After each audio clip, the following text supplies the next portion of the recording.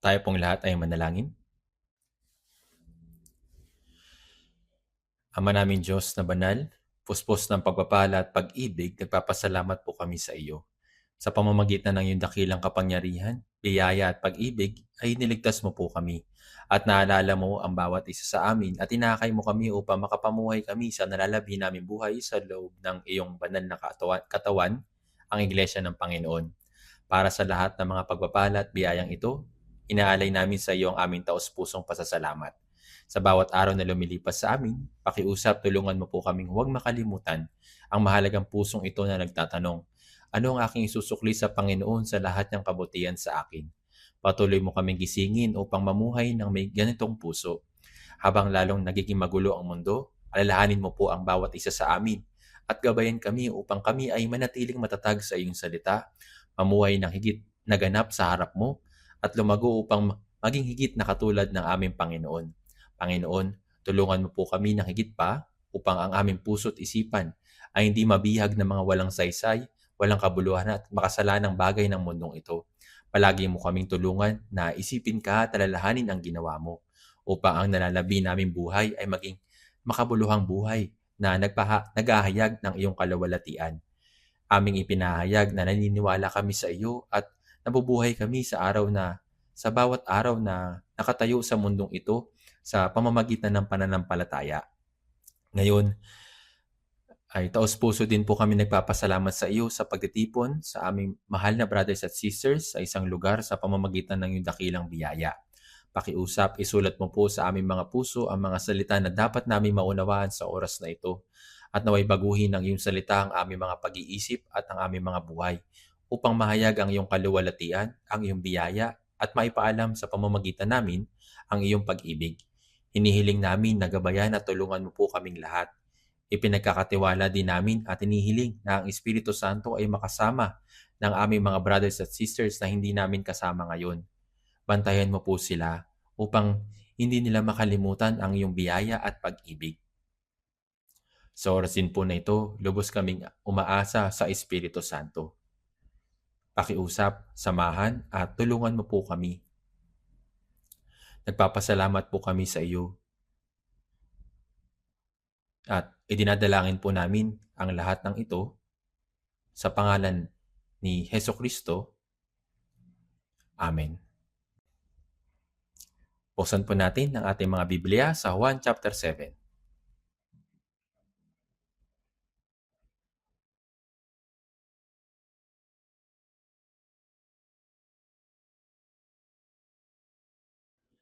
Sa Juan chapter 7 verse 46.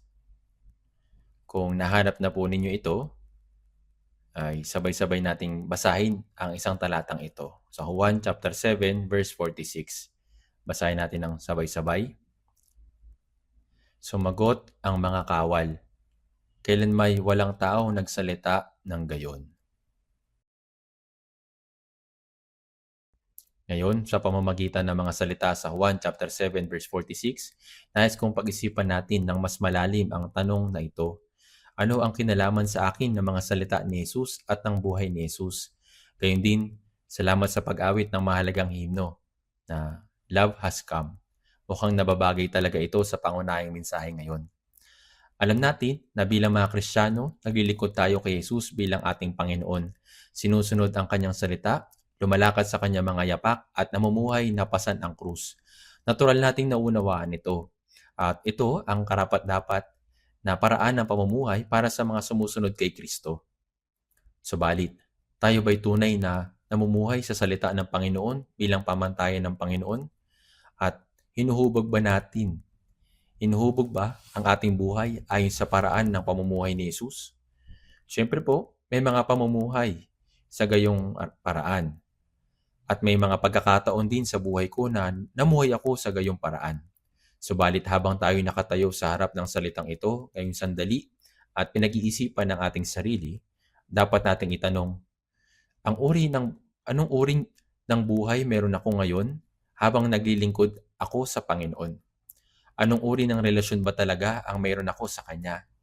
Umaasa ako na ito ang sandali para sa bawat isa sa atin upang huminto at pag-isipang mabuti ang mga tanong na ito. Upang maipaliwanag ng maikli ang background ng talatang ito, umakyat si Jesus sa templo sa panahon ng Pasko at nagsalita ng maraming salita sa kanyang mga alagad at sa mga tao. Noong panahong iyon, ilang ulit na sinubukan ng mga punong pari at mga fariseo na dakpin si Jesus. Subalit hindi nila siya madakip. Sinasabi sa Juan chapter 8 verse 20, subalit walang taong humuli sa kanya sapagkat hindi pa dumating ang kanyang oras. Sinasabi sa atin ito ng Biblia. Sa kabila ng mga pangyayaring ito, nagsimulang magsalita ang mga tao ng higit at higit pa tungkol kay Jesus. Nagbabahagi ng iba't ibang opinyon at usapin tungkol sa kanya. Ano ang sinasabi nila?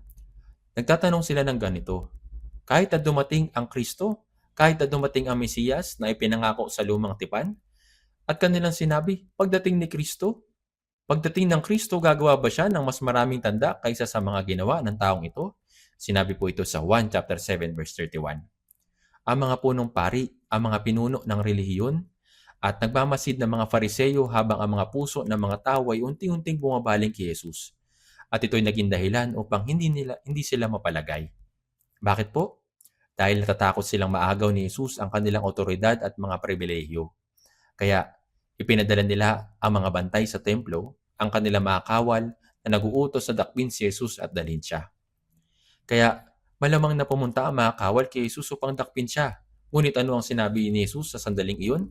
1 chapter 7 verse 37 na nagsasabi, kung ang sino man ay nauuhaw, lumapit siya sa akin at uminom. Sa verse 38, ang sumasampalataya sa akin gaya ng sinasabi ng kasulatan, mula sa kanyang puso ay dadaloy ang mga ilog ng tubig na buhay. Narinig ng mga kawal ang mga salitang ito. At sa halip na dakpin si Jesus, bumalik na lang sila sa mga punong pari at mga fariseyo. Sa verse 45, sinabi dito, bumalik ang mga kawal sa mga punong pari at ang mga fariseyo. Subalit hindi nila dinakip si Jesus. Kaya tinanong nila, bakit hindi din siya dinakip? Pagkatapos nagsabi ng medyo nakakagulat na bagay ang mga kawal, opo, may dahilan kung bakit hindi namin siya dinakip. Dahil po saan? Kailan may walang tao nagsalita ng gayon. Hindi pa kayo nagsasalita ng gaya ng taong iyon. Hindi man lang kayo nagsalita ng ganyan. Sa buong kasaysayan at sa hinaharap, wala makakapagsalita ng tulad ng taong iyon. Hindi to sinabi ng mga alagad ng gayong detalyado. Subalit gayong ipinahiwatig ang kahulugan. Gumawa sila ng isang napakahalagang pahayag. Ang mga salitang binigkas ni Jesus ay hindi pa nasabi noon o mula noon. Walang sino man nagsalita kaya naman gaya ni Jesus. Yan ang ipinahayag nila. Kung gayon, ano ang tunay na kinalaman ng mga salita ni Jesus at ng kanyang buhay? Bakit ipinapakita ng Biblia ang mga salita ni Jesus bilang pamantayan? At bakit sinasabi ito ng mga salita ni Jesus? Ang buhay ni Jesus at ang mga pagpapahalaga ni Jesus ay nagtataglay ng isang ganap na halaga na hindi maikukumpara sa sino mang tao. Ito ang mga tanong na dapat suriing mabuti. Ngayon, nais kong pag-aralan ito sa ilalim ng tema na walang tao nagsalita ng gaya ng taong iyon. Mula sa verse 46, tinitignan natin ang tatlong bagay. Una, ang salita ng taong iyon, ang mga salita ni Jesus. Pangalawa, ang buhay ng taong iyon, ang buhay ni Jesus. Pangatlo, isang buhay na namumuhay tulad ng taong iyon, ang buhay ng mga Kristiyano na naghahangad na sundin si Jesus sa pamamagitan ng pagtulad sa kanyang mga salita at kanyang buhay. Magsimula tayo sa mga salitang ng taong iyon. Ang mga salita ni Jesus. Gaya ng sinabi ng mga kawal, walang sino man nagsalita sa paraan ng pagsasalita ni Jesus. Kapag tinitingnan natin ang buong kasaysayan ng tao, may hindi mabilang na mga salita ng tao. Sa lahat ng mga salita ng tao, may mga salitang binanggit ang mga dakilang tao, mga salita ng philosophers, at salita ng mga religious leaders. Gayunpaman, ang salita ng ating binasa ay ang mga salita ni Jesucristo. Ito yung mga salitang hindi maikukumpara sa kanila. Mula sa parehong posisyon ng mga kawal, nararapat din nating sabihin, walang sino man sa kasaysayan na nagsalita ng ganito at walang sino man ang may makakagawa. Pag-isipan natin ito ng mabuti. Ang salita ng tao ay may kakayahang umantig sa puso ng tao. Kaya naman kapag may narinig tayong isang nagsalita o kaya naman kapag nakakinig tayo ng isang awitin, gugugol lamang ng maikling sandali para maantig ang ating puso upang makaramdam tayo ng emosyon, upang mapaluha o para lumitaw ang kagalakan. Ito ang kapangyarihan ng mga salita. Maraming salita sa mundong ito. Ang mga salita na isinulat ng tao ay tinuturing bilang magandang salita. Mga salita na umantig sa mga puso at mga salitang bumabago sa paraan ng pag-iisip ng tao. Subalit, kapag sinubukan mong aralin ang mga salitang ito ng mga tao, madali mong mauunawaan kung gaano ito kakomplikado. Lalo na kapag nagbukas ka ng aklat ng philosophy at binuklat mo ang mga pahina at mapapaisip ka na, ano bang pinagsasasabi nito? Pareho din sa mga religious leaders, religious scholars. Bigyan ko po kayo ng ilang mga halimbawa. May mga termino tayong ginagamit sa pang-araw-araw na pag-ipag-usap. Mga salitang gaya ng metaphysics or physics. Ang mga salitang ito ay ginagamit ng mga tao sa lahat ng oras. Ngunit, may papaliwanag mo ba sa matibay na termino kung ano talaga ang ibig sabihin ng metaphysics at physics? Ito hindi magiging madali. Tama po ba? Kaya nariyan si Plato at ang kanyang konsepto ng idea kung gaano kalalim mo itong pag-aaralan, maunawaan mo na malinaw siyang nagpapahayag tungkol sa idea. Ang problema ay hindi madaling maunawaan kung ano ba talaga ang idea. At pagkatapos nariyan pa si Jean-Paul Sartre na may sikat na pahayag na existence precedes essence or ang pag-iiral ay nauuna sa layunin. Existence, essence. Ano pong ibig sabihin nito?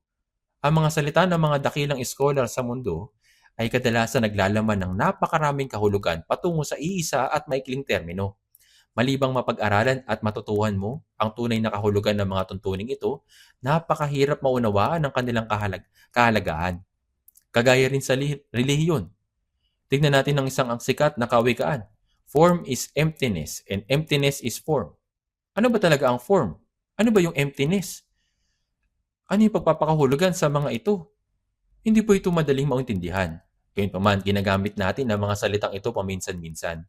Marami makapangyarihang salita sa mundong ito, mga salitang mula sa philosophers at mga salita mula sa kinatawan ng reliyon at mga kasabihan o kawikaan na nilikha mula sa karanasan ng tao na umantig sa puso ng tao.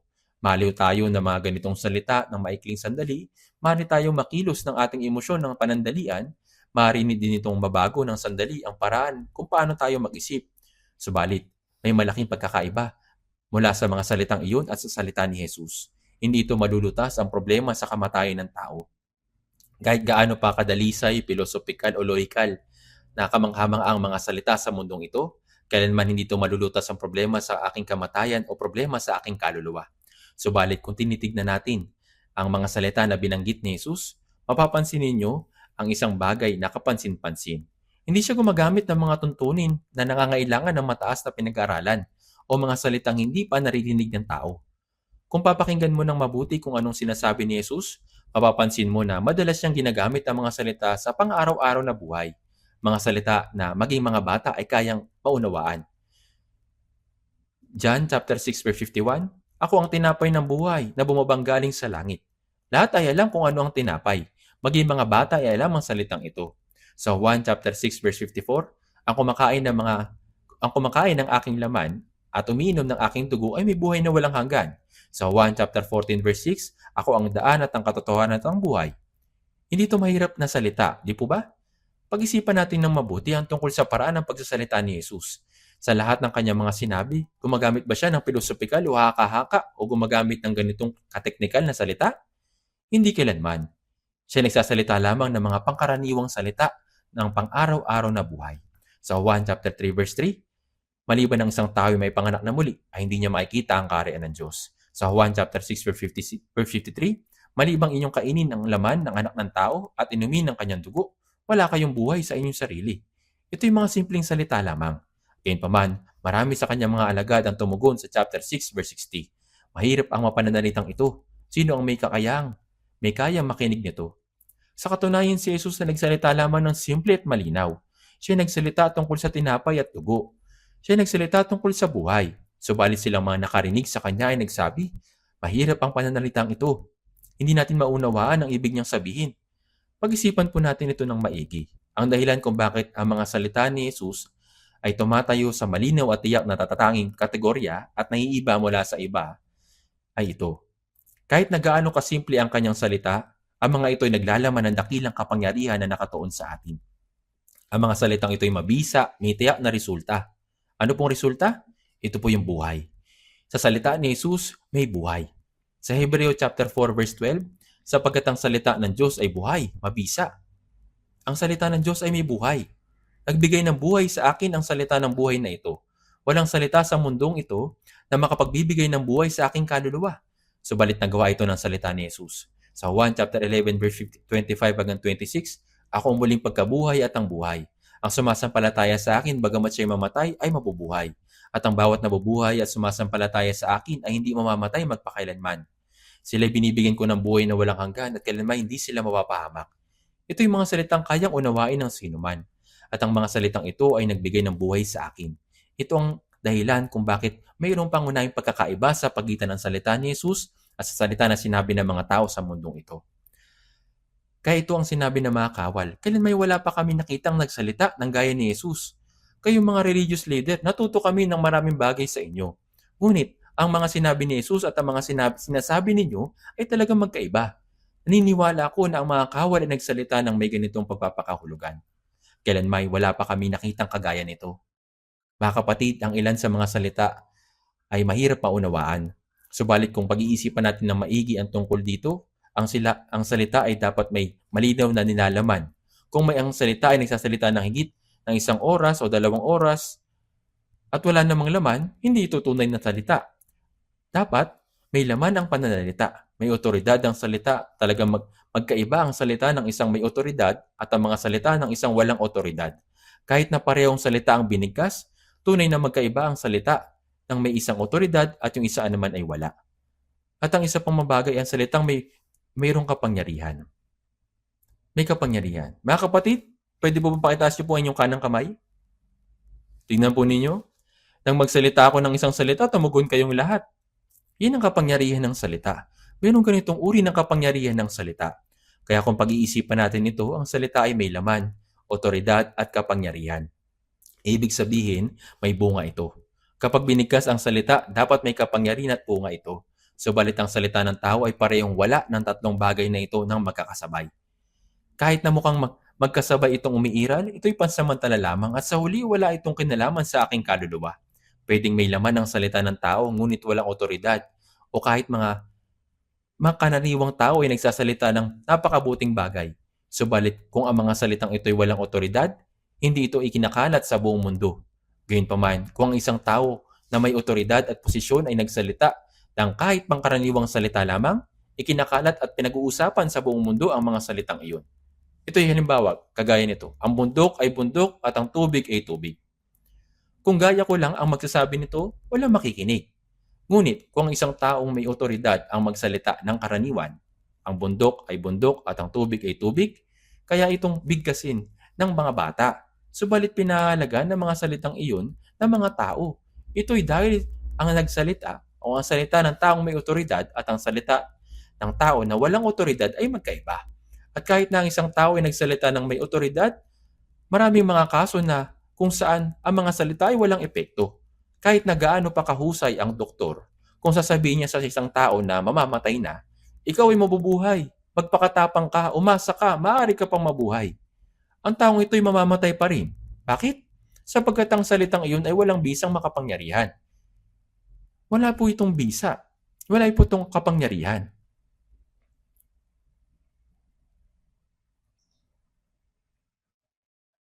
Tama po ba? Tingnan po natin sa ating mga Biblia sa Mateo chapter 23. Kung titignan natin sa Mateo chapter 23, suriin natin ang nilalaman ng mga salita. Sa Mateo chapter 23, mula verse 3 hanggang 7. Ito ang mga salita na sinabi ni Jesus sa mga religious leader habang tinitignan natin ang talatang ito. Nais ko pong pag-isipan ninyo ang nilalaman ng mga salita, ang otoridad ng salita, ang epekto at kapangyarihan ng salita.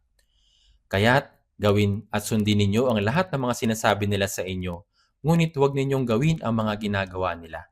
Sapagkat hindi nila ginagawa ang sinasabi nila. Nagtatali sila ng mabibigat na pasanin at mahihirap dalhin at ipinapatong nila sa mga balikat ng mga tao. Ngunit ayaw nilang mismong galawin ang mga iyon ng kanilang daliri. Ginagawa nila ang lahat ng kanilang mga gawa upang makita ng mga tao. sapagkat pinalalapad nila ang kanilang mga pilakterya at pinahaba ang mga laylayan ng kanilang mga damit. Gustong-gusto nila ang mga mararangal na lugar sa mga handaan at sa mga pangunahing upuan sa mga sinagoga. At ang pagbibigay galang sa kanila sa mga pamilihan at nga sila'y tawagin ng mga tao, Rabbi. Verse 13, kahabag-habag kayo, mga eskriba at mga fariseyo, mga mapagkunwari, sapagkat sinasarahan ninyo ang kaharian ng langit sa mga tao, sapagkat kayo mismo ay hindi pumapasok at ang mga pumapasok ay hindi ninyo pinapayagang makapasok. So verse 15, kahabag-habag kayo, mga eskriba at mga fariseyo, mga mapagkunwari, sapagkat nilalakbay ninyo ang dagat at ang lupa upang magkaroon ng isang mahihikayat. At kung siya'y mahikayat na, ay ginagawa niyo siyang makalawang ulit pang anak ng impyerno kaysa inyong mga sarili. Kung titignan natin ang talatang ito, makikita natin na ang mga salita ng mga religious leader na ito ay tiyak na may laman. May laman. At mayroon din silang otoridad bilang mga leader na reliyon. Ngunit ano ang sinabi ng Panginoon tungkol sa kanilang salita? Sinabi niya, gawin at sundin ninyo ang lahat ng mga sinasabi nila sa inyo, ngunit huwag ninyong gawin ang mga ginagawa nila. Bakit? Dahil magkaiba ang kanilang salita at gawa. Sa tingin ko, ito'y karaniwan ng kalagayan ng maraming tao sa mundo. Maraming mga iginagalang na pinuno sa lipunan, mga leader, mga artista, mga philosophers. Ngunit kung pagmamasan mong mabuti ang kanilang aktual na pamumuhay, marami silang mga kahiyahiyang bagay. Higit sa lahat, marami sa kanilang namumuhay sa moral na kasamaan o kaya espiritual na kasiraan. Gayunpaman ang kanilang mga salita at sulat ay nahangaan ng karamihan. Mamuhay ng matuwid, gayunmay hindi sila mamumuhay ng gayong paraan. Kaya sinabi sa kanila ng Panginoon, hindi nila ginagawa ang sinasabi nila. Kaya't malinaw na ipinakita ni Jesus na bagamat pwedeng may laman ang mga salita ng mga makamundong tao at mga reliyoso, wala silang tunay na kapangyarihan o bisa. Iyan ang likas na katangian ng mga salita ng tao. Sa kabaliktaran, ang mga salita na sinabi ni Jesus ay may laman, otoridad at kapangyarihan. Ang kanyang mga salita ay may bisa. Ang tatlong ito ay magkakasabay na umiiral sa mga salita ni Jesus. Mga kapatid, kapag nagsasalita si Jesus, ang kanyang mga salita ay may salitang otoridad, kapangyarihan at may laman. Pagkatapos sabihin ni Jesus ang sermon sa bundok sa Mateo chapter 5, chapter 6 at chapter 7, nang marinig ng mga tao at ng mga alagad ang lahat ng kanyang mga turo, sinasabi sa huling bahagi ng Mateo chapter 7 ang isang bagay na parang ganito. Wow! Ang paraan ng pagsasalita ng tao yun ay gaya ng isang taong may otoridad. Hindi gaya ng narinig natin dati. Makikita po natin ito sa Biblia. Nakalagay po ito dito.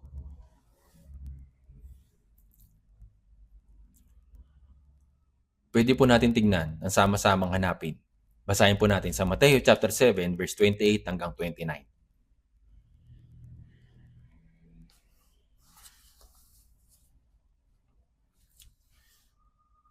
Basahin po natin ng sabay-sabay Mateo chapter 7 verse 28 hanggang 29 at nang matapos na ni Jesus ang mga salitang ito, namangha ang napakaraming tao sa kanyang aral sapagkat nagturo siya sa kanila ng tulad na may otoridad at hindi gaya ng kanilang mga iskriba, na tulad sa may otoridad. Ang ganap na otoridad na ito, ang ganap na kapangyarihang ito ay tanging sa Diyos lamang. Itong mga salitang sinabi ni Jesus ay galing mismo sa Diyos. Kaya naman madalas magsalita si Jesus sa napakalinaw at napakatiyak na mga termino. Halimbawa, sinabi niya, Juan chapter 8 verse 12, ako ang ilaw ng sanlibutan. John chapter 6 verse 48, ako ang tinapay ng buhay. Ako ang pintuan ng mga tupa. Ako ang mabuting pastol. Ako ang daan at ang katotohanan at ang buhay. Ako ang muling pagkabuhay at ang buhay. Ang mga ito'y napakatiyak at ganap na mga pahayag. Walang sino man sa mundong ito ang makapagsasalita na gaya ng ganito. Ang dahilan kung bakit nagsasalita si Jesus ng ganitong paraan ay dahil siya ay ang Diyos. Kaya naman, sinabi rin ni Jesus na ang mga salita na kanyang binigkas, ang mga salita na inyong narinig ay hindi sa kanya. Sinabi niya ang mga salitang ito hindi sa akin. Pwede po nating tignan sa Ebanghelyo ni Juan, sa Juan chapter 14. Juan chapter 14 verse 10. Nakalagay po ito dito. Juan chapter 14 verse 10. Basahin din po natin ng sabay-sabay. Hindi ka ba sumasampalataya na ako'y nasa Ama at ang Ama ay nasa akin? Ang mga salita ang aking sinasabi sa inyo Hindi ko sinasabi mula sa aking sarili, kundi ang Ama na nanatili sa akin ang gumagawa ng kanyang mga gawa. Ang sinasabi ni Jesus dito ay, ang mga salitang aking sinasabi sa inyo, hindi ko sinasabi mula sa aking sarili, kundi ang Ama na nanatili sa akin ang gumagawa ng kanyang mga gawa. Ibig sabihin nito, ang mga salita ni Jesus ay may otoridad dahil ang mga ito ay salita ng Diyos. Sinasabi rin sa verse 24, basahin din po natin ng sabay-sabay. Verse 24, ang hindi nagmamahal sa akin ay hindi tumutupad ng aking mga salita, at ang salitang iyong narinig ay hindi akin, kundi sa Amang nagsugo sa akin. Ang salitang inyong narinig ay hindi mula sa akin, kundi salita ng Ama na tinatawag ninyong Diyos. Kaya nga ang mga salita ni Jesus ay may otoridad. Nang si Jesus ay nagturo, may bagay na naunawaan ng mga tao. Ang turo ng taong ito ay iba mula sa mga eskriba, mga fariseyo, mga religious leader, at ang mga tanyag na tao sa mundo. Ang kanyang turo ay may otoridad. Bakit po? Dahil ang mga salitang nagmula kay Jesus ay mga salita ng Diyos. May gayong uri ng otoridad at ang mga salita ni Jesus. At may isa pang bagay sa mga salita ni Jesus.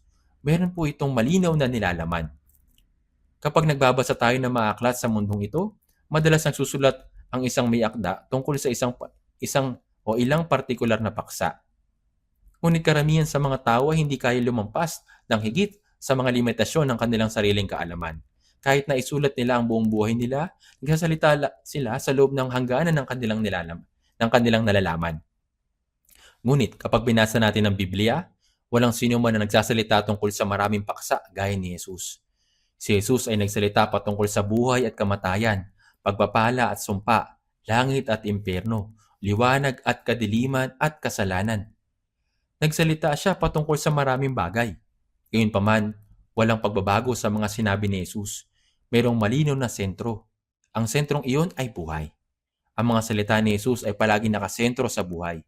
Kaya naman sinabi ni Jesus sa Juan chapter 10 verse 28, sila'y binibigyan ko ng buhay na walang hanggan at kailanman hindi sila mapapahamak.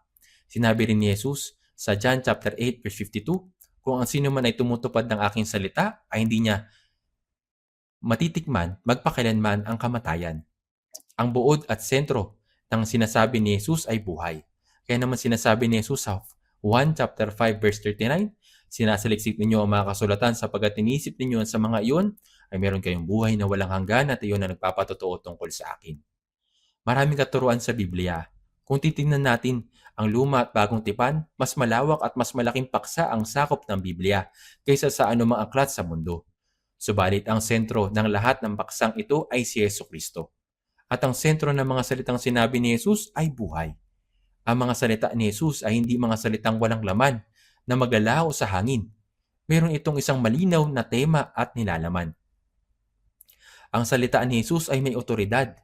May nilalaman na nakasentro sa buhay at mayroong isa pang bagay. Mayroong itong kapangyarihan at bisa. Kapag binabasa natin ang Ebanghelyo, makikita natin na magkaroon ng isang malakas na bagyo habang tumatawid si Jesus at ang kanyang mga alagad sa dagat. Natutulog si Jesus dahil siya'y pagod. Ginising siya ng mga alagad, sinabi sa Marcos chapter 4 verse 38, Guro, hindi ka ba nababahala na mapapahamak tayo? Pagkatapos ay bumangon si Jesus at sinabi sa Marcos chapter 4 verse 39, pumayapa ka, tumahimik ka. Kaagad na tumigil yung hangin at nagkaroon ng lubos na katahimikan. Sinabi ng mga alagad sa Marcos chapter 4 verse 41, sino nga ito? Na pati ang hangin at ang dagat ay sumusunod sa kanya. May kapangyarihan sa kanyang salita.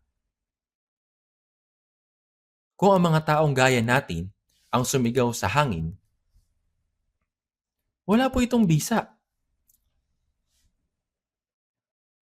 Tama po ba? Pero si Jesus, sa kanyang salita, mayroong kapangyarihan. Kahit sumigaw tayo sa hangin, tigil, tigil. Titigil po ba ito?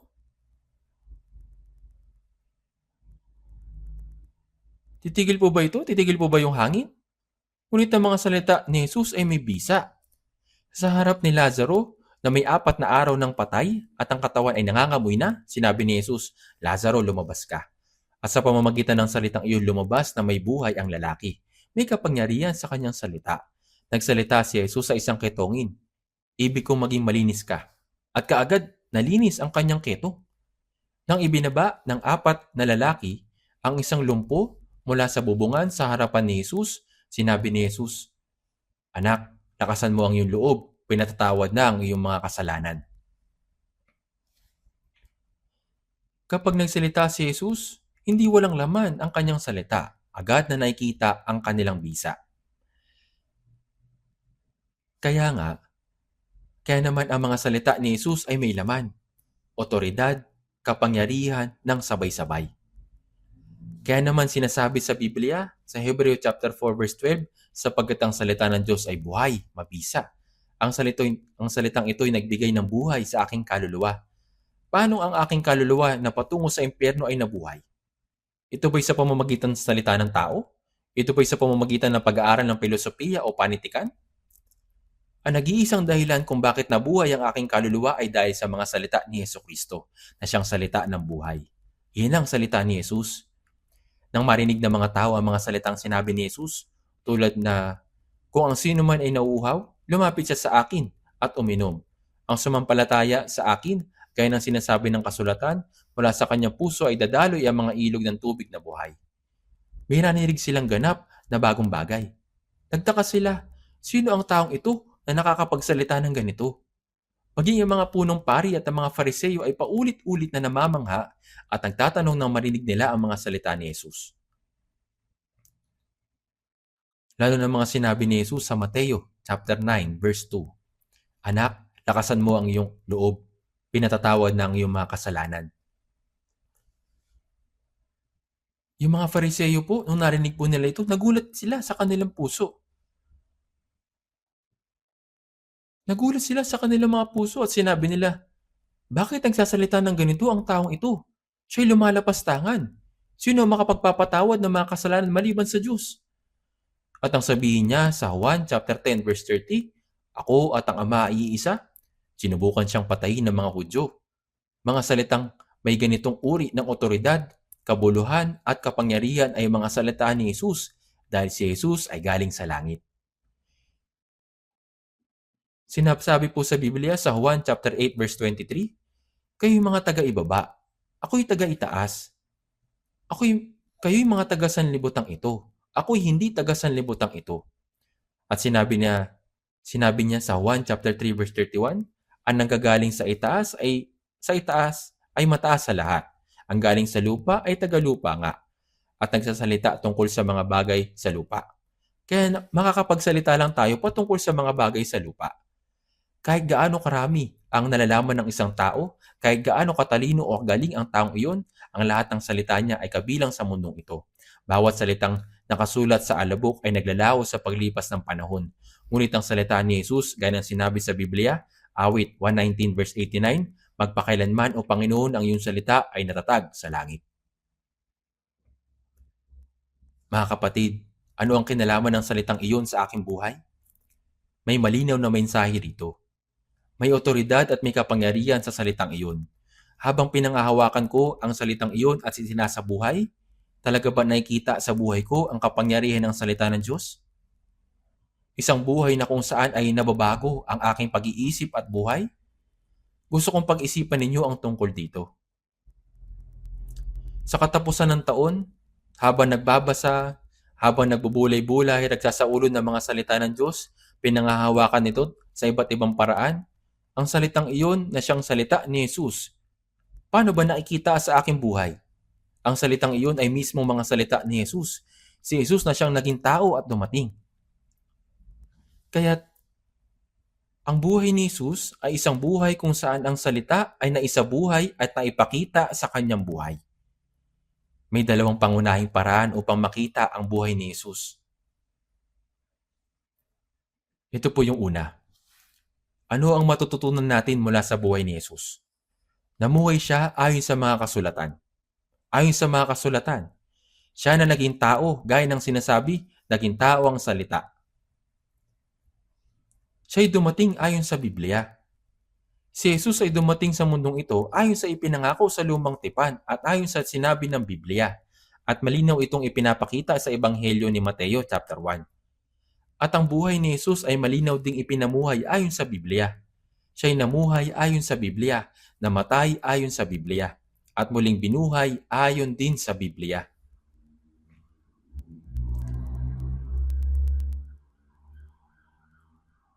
Kaya yung buhay ni Jesus ay malinaw na ipinamuhay ayon din sa Biblia.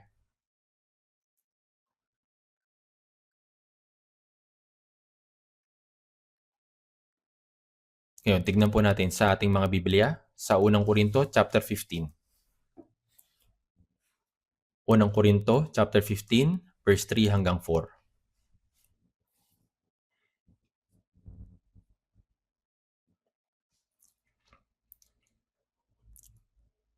Basahin po natin ng sabay-sabay sa unang Korinto chapter 15 verse 3 hanggang 4. Basahin natin sabay-sabay.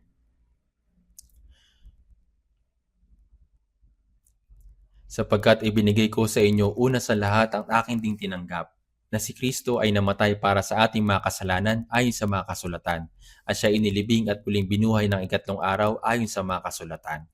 Ayon sa mga kasulatan. Ganito ang sinabi ng Biblia. Si Jesus ay naparito sa sanlibutan ayon sa Biblia. Sa mga gawa chapter 3 verse 20, at upang kanya suguin ang Kristo na itinalaga sa inyo, si Jesus. Mga kapatid, si Jesus ay itinalagang dumating sa mundong ito bago pa man likhain ang mundo, bago pa man tayo ipinanganak.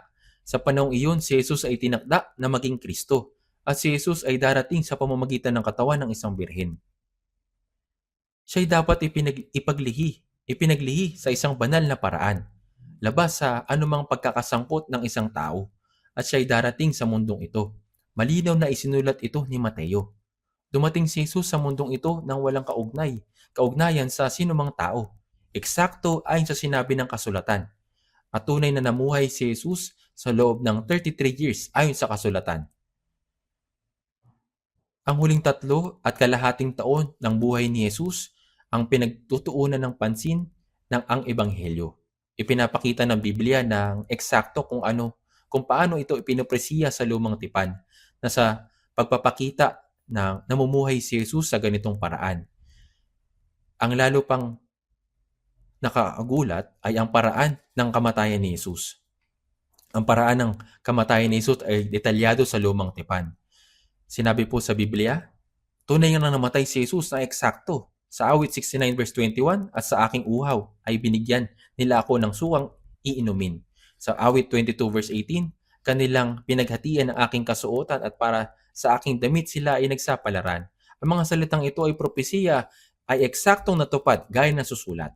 At bago mamatay si Jesus sa krus, sinabi niya, nauuhaw ako. At sinabi niya sa Biblia, ito ay upang matupad ang salitang sinabi ni Jesus ng kanyang ipahiwatig kung ano ang paraan ng kamatayang siya'y mamamatay.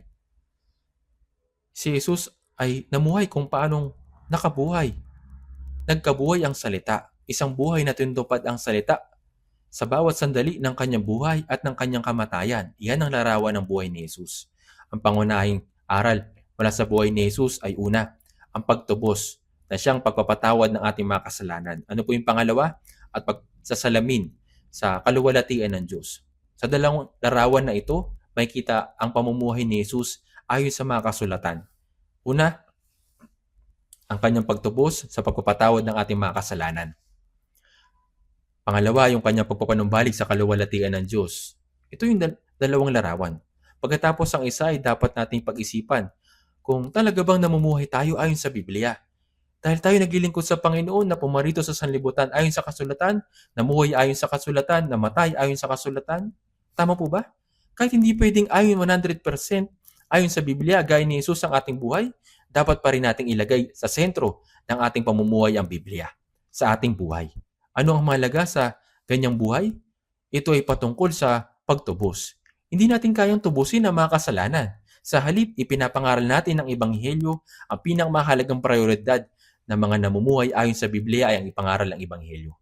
Pagkatapos ng muling pagkabuhay ni Jesus, nang ipinakita niya sa kanyang mga alagad ang bakas ng pinagpakuan sa kanyang mga kamay at sa sugat mula sa sibat ng kanyang tagiliran, ano ang sinabi niya? Kapayapaan ang sumainyo. Ang Niyang sinabi, kung paanong sinugo ako ng Ama, ay sinusugo ko rin naman kayo. Bakit tayo sinusugo ng Panginoon sa mundo? Upang gawin ang gawain ng Panginoon. Dahil tinapos na ng Panginoon ang gawain ng pagtubos, sinusugo niya tayo sa mundo upang ipangaral ang gawain ng pagtubos na iyon. Ano nga ba ang sentro ng pamumuhay ayon sa Biblia sa mundong ito? Ito ang pangaral ng Ebanghelyo. Ang sentro ng buhay ng isang Kristiyano ay ang pagbabahagi ng Ebanghelyo. Ngunit habang nabubuhay tayo, madalas nating nakakalimutan. Kahit na tayo church-centered life, nakakalimutan pa rin natin ito. Maraming beses nakakalimutan natin kung bakit tayo nagkakatipon, bakit tayo dumadalo sa cell group fellowship, bakit tayo pumupunta sa women's fellowship, bakit tayo sumasama sa retreat. Sa halip na bubuhay tayo na iniisip na kailangan natin gawin ang mga bagay nito. Dumadalo tayo sa women's fellowship kahit na hindi natin alam kung bakit tayo naroroon. Ang pinakapangunahing dahilan ng paggawa ng lahat ng ito ay dahil sa misyon ng pagbabahagi ng Ebanghelyo na ipinagkatiwala sa atin ng Panginoon.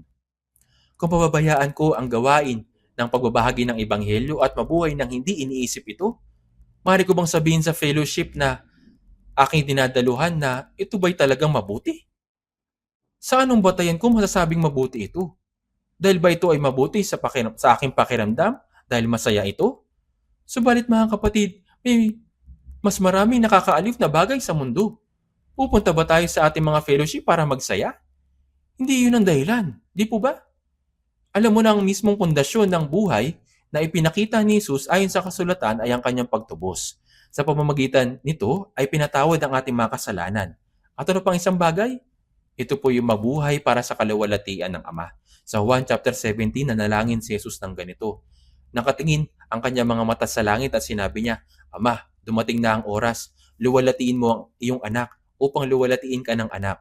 Sa verse 4 and 5, niluwalhati kita sa lupa at pagtatapos ko ng pagtatapos ko ng gawaing ibinigay mo sa akin at ngayon, Ama, luwalatiin mo ako sa iyong harapan ng kaluwalhati ang aking tinaglay sa harapan mo bago magkaroon ng sanlibutan.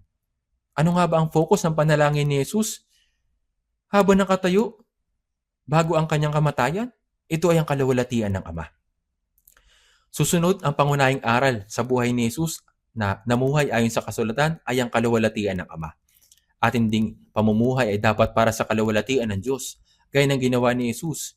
Sinabi natin na namumuhay tayo ayon sa Biblia, ngunit ang tunay na tanong ay kung ang pamumuhay ba natin ay para sa kaluwalhatian ng Diyos.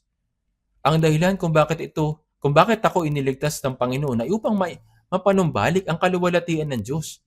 Sa pagtatapos ng kanyang panalangin, sinabi po niya yung ganito sa Juan chapter 17 verse 24. Tignan na lang po natin. Pagkatapos niya manalangin, nanalangin si Jesus ng ganito. Juan chapter 17 verse 24.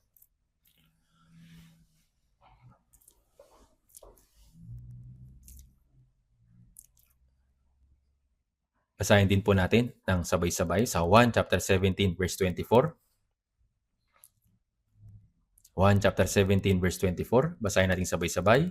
Ama, nais kong ang mga ibinigay mo sa akin ay makasama ko kung saan ako naroroon upang makita nila ang kaluwalhatiang ibinigay mo sa akin sapagkat ako iyong minahal bago pa natatag ang sanlibutan.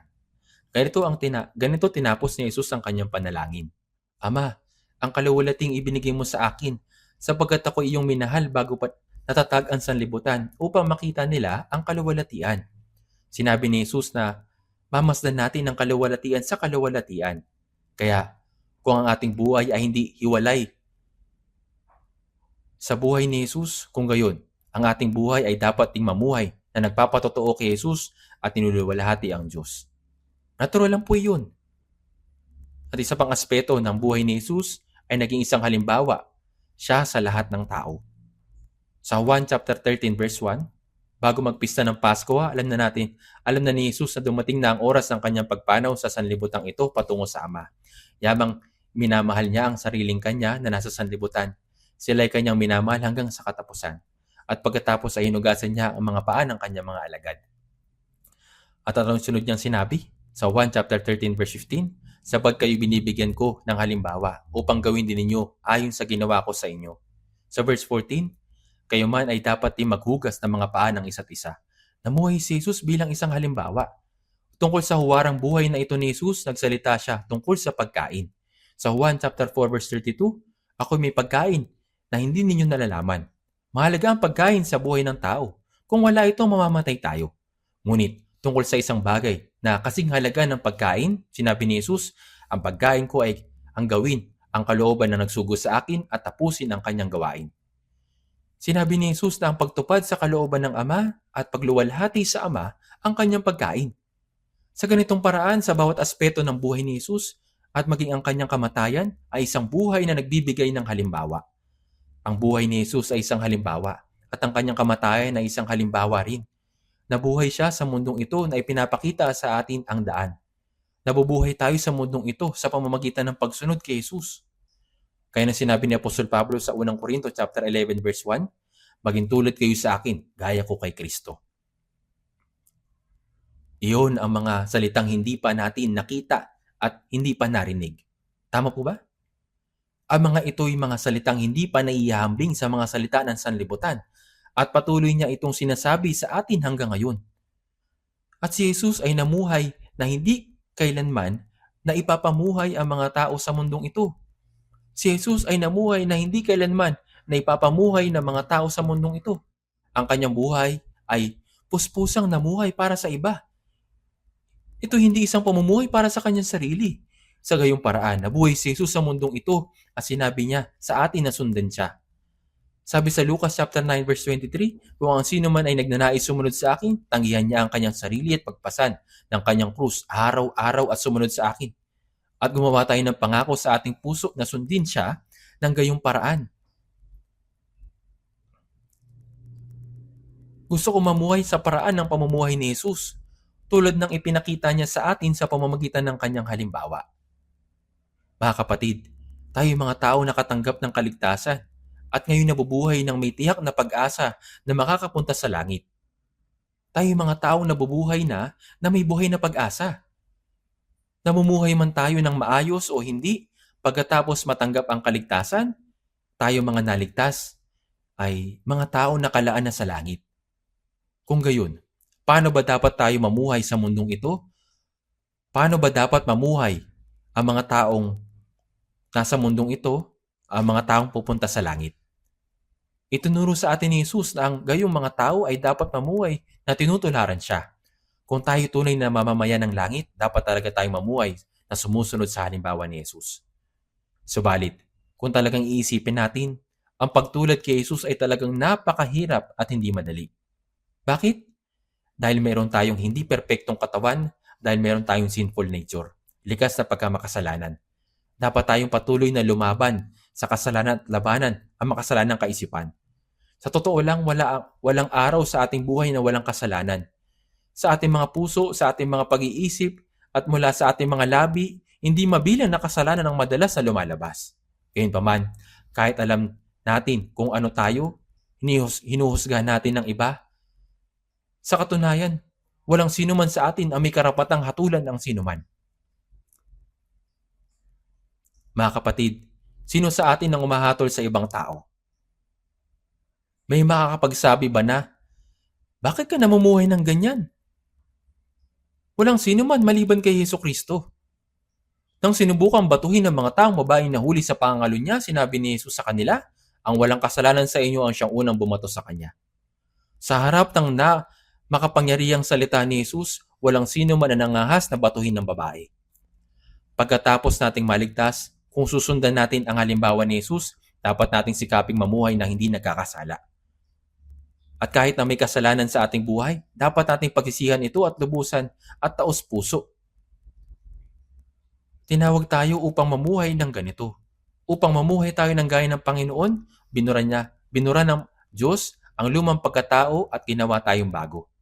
Sa 2 Korinto chapter 5 verse 17, sinabi na, kahit kung ang sino man ay na kay Kristo, siya'y bagong nilalang. Ang mga lumang bagay ay lumipas na. Tignan ninyo, ang lahat ay naging bago. Upang mamuhay tayo na tinutularan ng ating Panginoon, ginawa tayong bago ng Panginoon. Binago niya ang ating kaluluwa, binago niya ang ating puso, binago niya ang ating pag-unawa, at ginawa niya tayong bago. Hindi ba't binigyan tayo ng bagong buhay? Inilagay niya tayo sa bagong landas, isang bagong Panginoon, ang nananahan sa atin. Binigyan niya tayo ng bagong utos. Nilagyan niya ng bagong awit ang ating mga labi. Binigyan niya tayo ng panibagong lakas at ginawa niya tayong bago sa lahat ng mga bagay. Sinasabi niya, ngayon, sa atin na mamuhay tayo bilang bagong nilalang. Pagkatapos nating matanggap ang kaligtasan, sinasabi ng Panginoon, sumunod ka sa akin. Ngunit paano tayo makakasunod sa landas na nilakaran ng Panginoon kung napakarami mga makasalanang gawi pa rin ang nananatili sa atin? Hindi tayo makakasunod sa Panginoon. Kaya binago tayo ng Panginoon na may likas na pagkamakasalanan. Binago niya ang bawat bahagi natin. Kung titignan ko ang aking sarili, parang gaya pa rin ako ng dati. Subalit, malinaw ako nakikita ng Panginoon bilang isang bagong nilalang. Gaya ng sinabi ng kasulatan, ang mga lumang bagay ay lumipas na, tignan ninyo, ang lahat ay naging bago. At binigyan tayo ng Panginoon ng buhay na pag-asa, upang hindi na tayo mabuhay na may pag-asa sa ng sanlibutan, kundi may pag-asa sa walang hanggang langit. Bago tayo maligtas, ang ating pag-asa ay lubos na nasa sanlibutan. Ang ating pag-asa ay kung paano tayo mamumuhay ng mabuti, paano makakapagsuot ng maayos, makakakain ng mabuti, at mas magtagumpay dito sa sanlibutan. Itong pag-asa natin noon, di po ba? Subalit pagkatapos nating maligtas, binigyan tayo ng Panginoon ng buhay na pag-asa. Ang pag-asang ito ay hindi sa sanlibutan. Ito ang pag-asa sa walang hanggang langit, at tunay na ibinigay sa atin ng Panginoon ang pag-asang ito. At ang pagsunod natin sa Panginoon ay hindi dapat formal o panlabas lang. Bago tayo maligtas, ang pinagtutuunan natin ay kung ano ang tingin sa atin ng mga tao at kung ano ang iisipin nila tungkol sa atin. Lahat ng bagay ay nakatuon sa opinyon ng iba.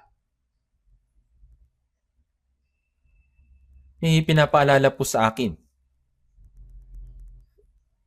sa bagay po na ito. Sa harap ng church, may mga baby strollers. May mga baby strollers na naroroon. Ngunit sa palagay ninyo, magkano ang baby strollers dati? Noon po, hindi ito ganong kamahal. Makakabili ka na ng maayos na baby strollers sa murang halaga. Subalit ngayon, kahit na ang ordinaryong stroller ay nagkakahalaga ng daang libong piso. At ang dekalidad ng stroller ay maaring minsan umabot sa 1,000,000 piso. Habang pinagmamasan ko iyon, may isang bagay ang naiisip ko. Alam kaya ng batang nakaupo sa stroller na iyon ay nagkakahalaga ng napakalaking halaga ng pera? Siyempre hindi po. Hindi ito alam ng bata. Kaya kung isang ina ay nagtutulak ng stroller na nagkakahalaga ng malaking halaga ng pera, hindi talaga ito para sa bata. Pag-isipan ninyo ng mabuti. Para kanino po ito? Para sa kanyang sarili. Hindi po ba? Sinabi nga, nagtutulak ka ng stroller na 10,000 piso ang halaga, pero ang tinutulak ko ay 1,000,000 pesos. 1,000,000 piso ang halaga. Ito po talaga ang dahilan. Dahil lahat ng ito sa tanong na ano kaya ang tingin sa akin ng mga tao? Ipiniliwanag ito ng malinaw ng Biblia. Sa Ecclesiastes chapter 9 verse 3, gayon din, ang puso ng mga tao ay puno ng kasamaan at ang kaululan ay nasa kanilang puso habang sila'y nabubuhay. At pagkatapos iyon ay nagtutungo sila sa kamatayan. Hindi po normal na pag-iisip ito. Ano po ba ang ibig sabihin ng wala sa tamang pag-iisip? Ito ang pamumuhay na hindi tinatanong kung paano ba ako susuriin ng Diyos, kundi patuloy na tinatanong kung ano ba ang tingin sa akin ng mga tao? Paano ba ako hahatulan ng mga tao? Kung gagawin ko ito, kikilalanin ako ng mga tao at sasang-ayunan ako. Hindi man lang iniisip kung ano ang magiging tingin sa atin ng Diyos. Nagsalita rin si Jesus tungkol dito nang nagturo siya tungkol sa panalangin. At kapag kayo nananalangin, huwag kayong maging tulad sa mga mapagkunwari. Sinabi rin niya, mag-ingat kayo na huwag ninyong gawin ang inyong kabanalan sa harap ng mga tao upang makita nila. Gayunman, madalas nating ginagawa ang mga bagay upang makita ng mga tao. Inaalala natin kung ano ang magiging tingin sa atin ng iba. Pasensya na po. Pero ang ganitong uri ng pamumuhay ay hindi karapat-dapat na maging buhay ng isang Kristiyano. Si Apostol Pablo ay minsan ay pinagtanggol ang kanyang sarili sa harap ni Festo. Nang panahong iyon, habang sinasabi niya ang mga bagay na ito, sa kanyang pagtatanggol ay sinabi ni Festo na may malakas na tinig, "Pablo, ikaw ay baliw.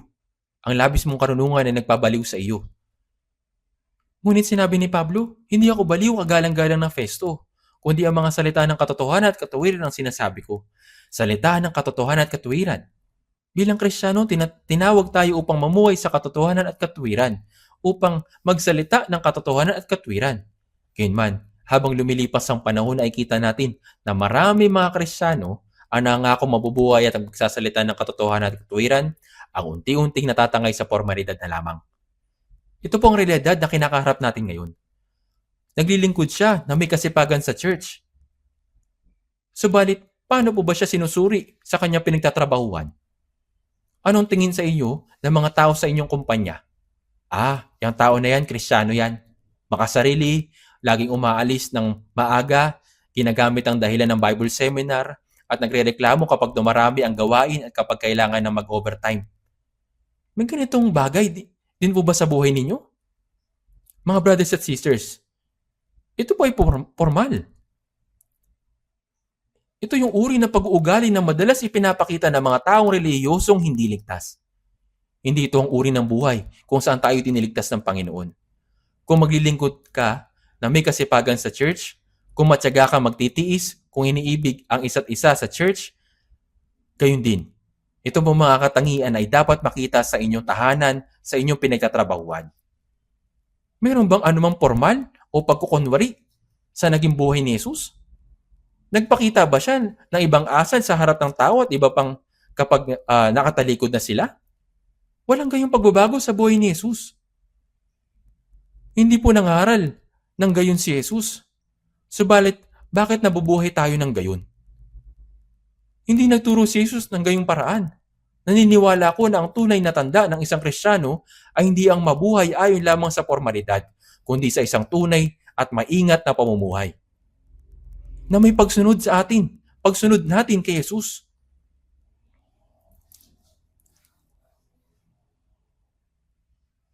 Ayun, tignan po natin sa ating mga Biblia. Tignan po natin, Awit 17. Awit 17. Mga Awit 17, mula verse 10.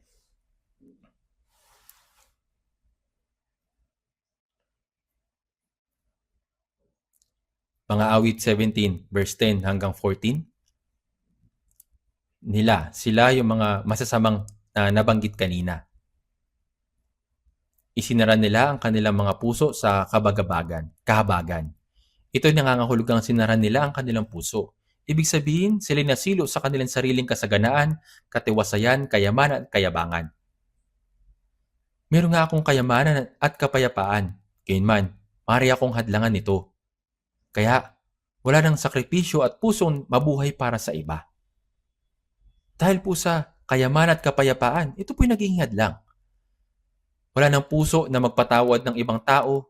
Wala ng puso para umibig. Ito ang ibig sabihin na isinara nila ang kanilang mga puso. Kaya sa kanilang bibig ay nagsasalita sila ng may kapanaluan. Kinubkob nga nila kami sa aming mga hakbang. Itinititig nila ang kanilang mga mata upang sa lupa ay kami ay ibuwal. Sila ay masasama. Sila ay parang leyong sabik na manluray. Parang batang leyon na sa mga tagong dako ay nag-aabang. Sa awit 12, gaya nito ang sanlibutan. O Panginoon, bumangon ka, harapin mo sila, ibagsak mo sila, iligtas mo sa masama ang buhay ko sa pamamagitan ng tabak mo. Mula sa mga tao sa pamamagitan ng iyong kamay, o Panginoon, mula sa mga tao na ang bahagi sa buhay ay sa sanlibutang ito. At ang tiyan nila ay pinupuno mo ng iyong kayamanan, sila nasisiyahan na kasama ng mga anak at iniiwan nila ang kanilang kayamanan sa kanilang mga sanggol. Namumuhay ng gaya nito ang sanlibutan. Namumuhay ng gaya nito ang mga hindi nakakakilala sa Diyos. Hinahayaan sila ng Diyos sa gawain na iyon. Gayunman, ano ang sinabi ng Diyos para sa mga taong itinutularan talaga si Kristo? Basahin po natin yung verse 15. Tungkol sa akin, aking mamasan ang iyong muka sa katwiran. Kapag ako'y gumising, aking mamasan ang iyong anyo at masisiyahan.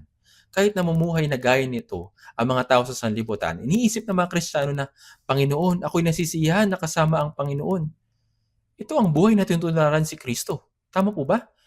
Si Jesus ay hindi lang isang talunan sa labanan, kundi isang nagtagumpay sa labanan. Mga kapatid, si Jesus ay namatay doon sa krus. Sa tingin po ba ninyo nabigo siya? Hindi. Si Kristo ay tiyak na nagtagumpay. Ano ang kanyang huling salita? Nagtagumpay ako. Natapos ko na. 1 chapter 19 verse 30, natupad na. Dinaig na ni Jesus si Satanas sa mundong ito. Gayunpaman, may mga sitwasyon sa ating buhay bilang Kristiyano ang hindi natin mapagtagumpayan sa mundong ito. Kahit mapagod lang tayo ng kaunti, gusto na nating sumuko. Mga kapatid, nang pasanin ni Jesus ang krus, pinasan niya ang krus hanggang dulo. Bakit? Nais niyang magtagumpay. Sapagat ang lugar kung saan dapat niya isakatuparan ang lahat ng mga bagay ay nasa taas ng burol ng Golgota. Pinasan niya ang krus hanggang sa dulo upang mapagtagumpayan ang lahat ng paghihirap doon sa krus. Maraming sitwasyon kung saan ang Kristiyano ay nakaupo na pagkatapos silang maglingkod sa Panginoon. Kailangan nating magising. Ang pananampalataya na ipinagkaloob sa atin ay hindi pananampalatayang hindi kayang dumaig sa sanlibutan. Sa unang 1, chapter 5, verse 4, sapagkat ang sinumang ipinanganak ng Diyos ay dumadaig sa sanlibutang ito at ang tagumpay na dumadaig sa sanlibutan, ang ating pananampalataya.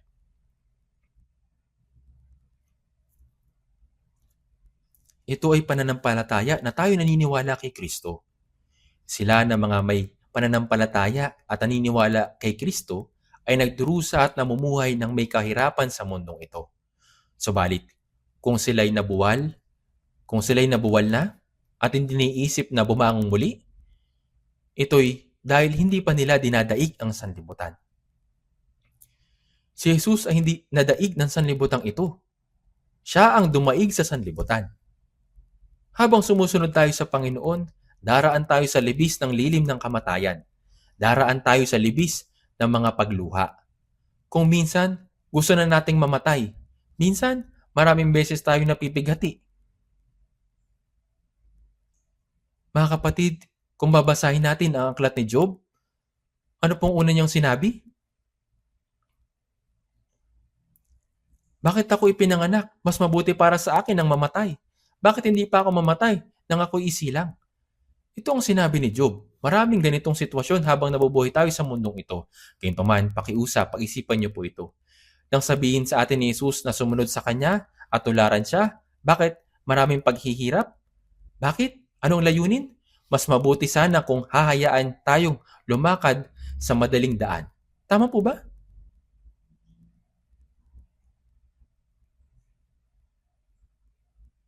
Sinabi ni Jesus para sa atin na sumunod sa Kanya. Tularan siya. Pero bakit maraming paghihirap? Bakit po?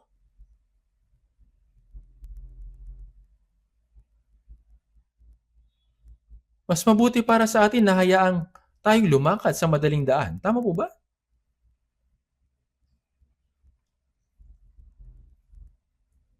Yun, tignan po natin sa ikalawang Korinto chapter 4. Ikalawang Korinto chapter 4 verse 7. Babasahin ko po mula rito. Ikalawang Korinto chapter 4 verse 7 hanggang 10.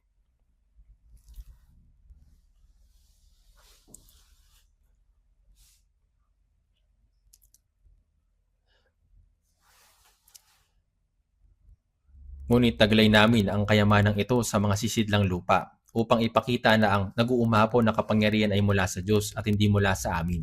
Sa bawat panig ay pinagmamalupitan kami, subalit hindi natudurog. Nililito, subalit hindi nawawalan ng pag-asa. Pinag-uusig, subalit hindi pinababayaan. Inilulukmok, subalit hindi napupuksa. At laging taglay sa katawan ang kamatayan ni Jesus upang ang buhay ni Jesus ay mahayag din sa aming katawan. Habang nabubuhay tayo sa mundong ito, pwede tayong pagmalupitan sa bawat panig. Ang dahilan kung bakit ito ipinahihintulot sa atin ay upang mamuhay tayo gaya ng talatang ito. Sa bawat panig ay pinagmamalupitan kami, subalit hindi nadudurog. Hindi tayo nabubuhay ng ganito noon. Kapag masyado kang pinagmamalupitan sa bawat panig, nag-aalala ka, nadidismaya ka, at nakaupo hanggang ngayon. Subalit, huwag nang mamuhay pa ng gayon. Habang nabubuhay tayo, maraming mahihirap na bagay. Tama po ba? Sa tuwing nakakatagpo sa atin ang sitwasyong ito, didismataya tayo hanggang sa ngayon. Bakit walang tagumpay sa buhay ko? Bakit ang hirap ng buhay ko? Nadidismaya tayo gaya ng ganito hanggang ngayon. Sinasabi ng Biblia na hindi tayo dapat mamuhay ng ganito mula ngayon. Nililito subalit hindi nawawalan ng pag-asa. Bakit? Ang ating Panginoong Hesus ay nabuhay ng ganito. Pinag-uusig subalit hindi pinababayaan. Tuwing ipinapangaral natin ng Ebanghelyo, magkakaroon ng maraming pag-uusig. Kaya naman, kung minsan, gusto na lang nating sabihin at sumuko na gusto na nating sabihin sa kanila na hindi na kita na-evangelize kahit kailan. Gayunpaman, sinasabi sa atin ng Panginoon na ipangaral ang Ebanghelyo hanggang sa katapusan. Bakit? Sapagkat ang Panginoon ay nagpasa ng krus hanggang sa katapusan. Bagaman inuusig tayo, hindi tayo pwedeng magbukmok sa mundo. Inilulugmok, subalit hindi mapupuksa. Ang dahilan kung bakit ibinigay ng Diyos sa atin ang mga kahirapang ito ay dahil nais ng Diyos na mamuhay tayo tulad ng nito ngayon. Kaya kagaya nito na, gaya ng sinabi ng mga lingkod tungkol kay Jesus, 1 chapter 7 verse 46, kailanman walang tao nagsalita ng gayon. Walang tao nagsalita ng gaya ng taong iyon. Hindi pa ako namuhay ng gayong paraan hanggang ngayon. Hindi ko pa nadadaig ang sanlibutan hanggang ngayon. Hindi ko pa lubusang sinusunod ang Panginoon hanggang ngayon. Subalit mula ngayon, kahit na mamuhay ako ng gayong paraan hanggang ngayon, ibig sabihin kailanmay, huwag na akong mamuhay ng gayong paraan. Hanggang ngayon, sa ating buhay, sa tuwing may nagpapahirap sa akin o nagkasala sa akin, namuhay ako sa kaisipang kailangan kong magiganti kahit papaano para sa bahaging iyon. Hindi ako magpapatawad. Hindi ko mapapatawad ang sinuman. Hindi ko kaya magmahal ang sinuman. At kahit na subukan ko magmahal, hindi ito gumagana. Kung gayon, ang naging takbo ng ating nakaraang buhay, ibig sabihin, kailangan kong mamuhay ng bagong buhay mula ngayon. Hindi pa ako nabuhay ng may ganap na pagsunod hanggang ngayon. Subalit, mula sa sandaling ito, mamumuhay ako ng may pagsunod. Yan ang sinasabi niya na gawin natin. Isang buhay na hindi ko pa naranasan hanggang ngayon. Isang buhay na hindi ko pa naranasan hanggang ngayon. Hindi pa ako nagmahal hanggang ngayon. Hindi pa ako namubuhay hanggang ngayon. Hindi pa ako nagpapatawad hanggang ngayon. Namuhay ka ng gayon hanggang ngayon. Ngunit, subukan mong mamuhay ng iba mula ngayon. Upang kapag nakita ako ng iba, masasabi nila, nag-iba ang taong iyon. Ngayon lang ako nakakita ng katulad niya. Kung maririnig mo ang mga salitang iyon, naniniwala akong ang buhay ng taong iyon ay tunay na mahalaga sa paningin ng Diyos.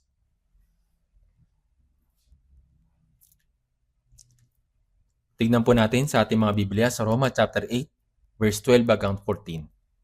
Basahin din po natin ito ng sabay-sabay. Mula verse 12 hanggang 14.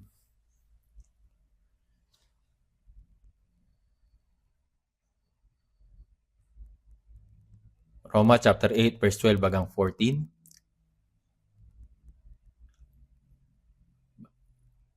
Basahin natin ng sabay-sabay.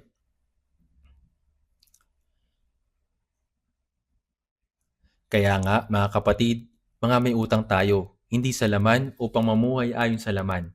Subalit kung sa pamamagitan ng Espiritu ay pinapatay ninyo ang magawa ng laman, kayo ay mabubuhay. Sapagkat ang lahat ng pinapatubay ng Espiritu ng Diyos ay sila ang mga anak ng Diyos.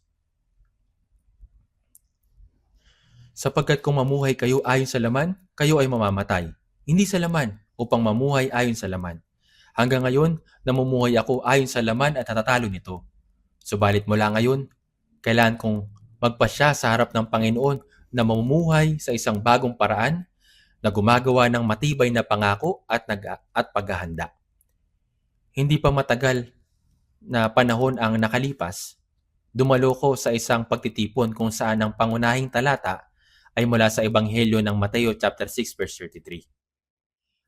Ngunit hanapin muna ninyo ang kanyang kaharian at ang kanyang katwiran, at ang lahat ng mga bagay na ito ay pawang idaragdag sa inyo.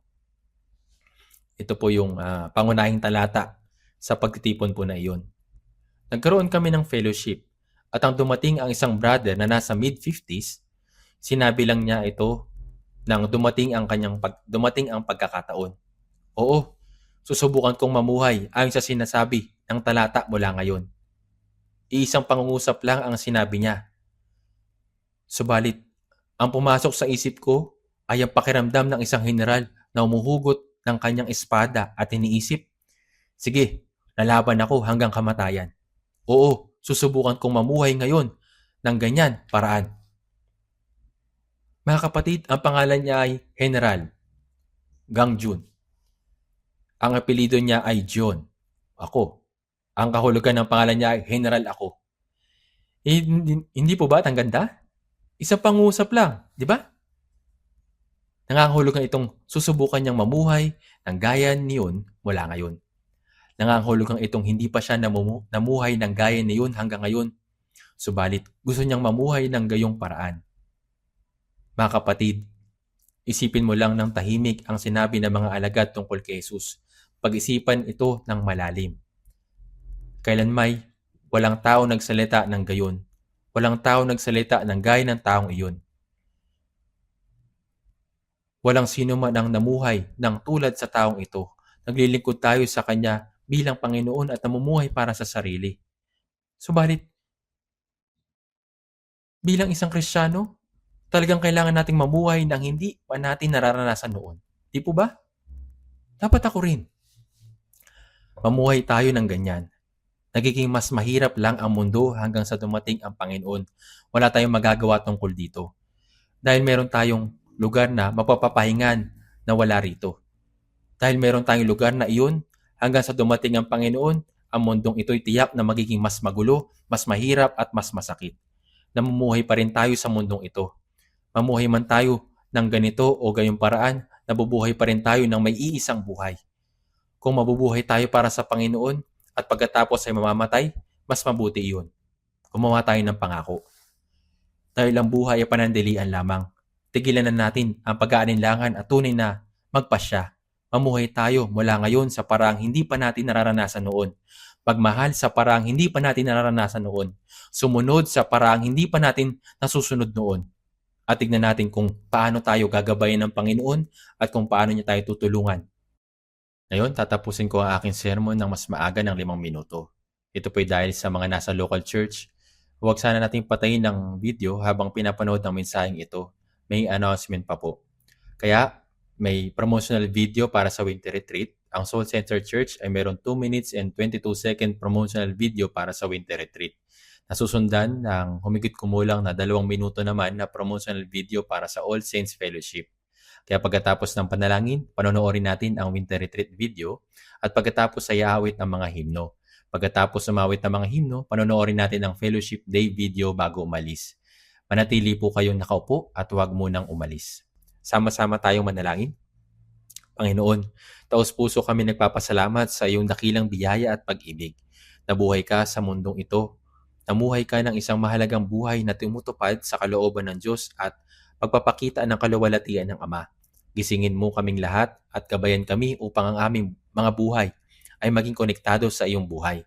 Time-team kaming ipinagkakatiwala ang aming mga sarili sa iyo at inihiling namin na gisingin mo at gabayan ang bawat isa sa amin upang sa aming mga buhay ay mapaglingkuran ka namin at mamuhay sa parang hindi pa namin nararanasan noon, sa parang hindi pa namin nakikita noon.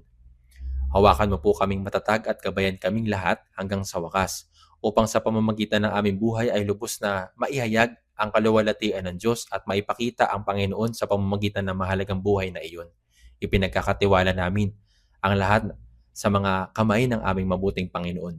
Nang may pagpapasalamat, idinadalangin namin ito sa pangalan ni Jesus. Amen.